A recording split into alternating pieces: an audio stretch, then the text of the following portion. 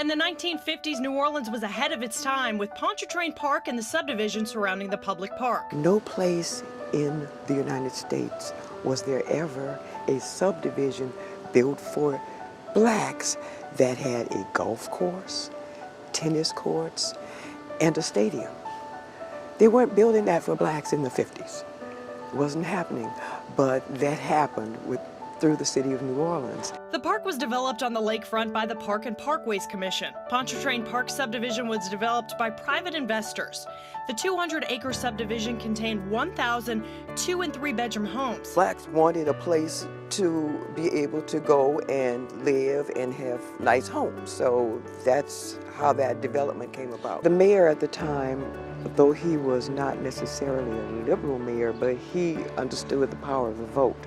And there were a lot of blacks that could have voted. With some city backing, Mayor Shep Morrison approached Hamilton Crawford along with some other investors. Crawford's company out of Baton Rouge built the subdivision, which was dedicated in 1955. We had all sorts of artists and talented people and teachers and nurses and policemen and mayors and doctors. Dr. Ernestine Bennett Johnson was a child when her family moved to Pontchartrain Park.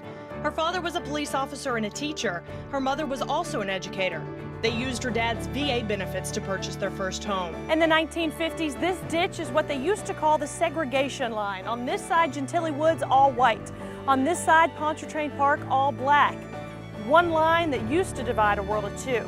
We were kind of sort of maybe insulated during the 50s and the 60s because we had our own things going on and we had our own little parties and our own little affairs that we were able to do. So that kind of bonded us as a community. Ernestine attended Cog Hill Elementary in her district. However, she would later become one of the students to desegregate Eleanor McMain, which was a junior high school in the 60s. When I went there, my first semester, I was on the honor roll, which proved to me that the education I had gotten at Cog Hill was more than sufficient because I was on the honor roll.